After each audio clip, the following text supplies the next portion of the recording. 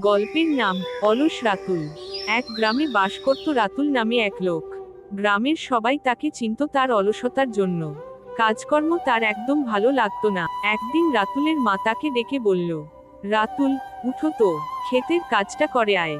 রাতুল বলল, মা, আজ আকাশে রোদ খুব বেশি, আমার ঘাম হবে।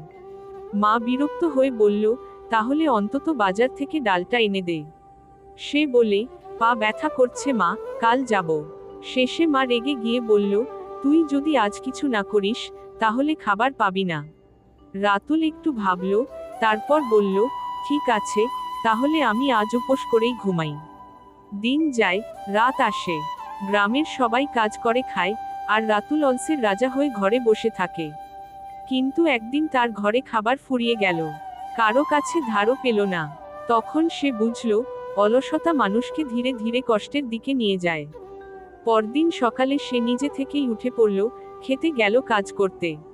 সবাই অবাক, রাতুল বদলে গেছে।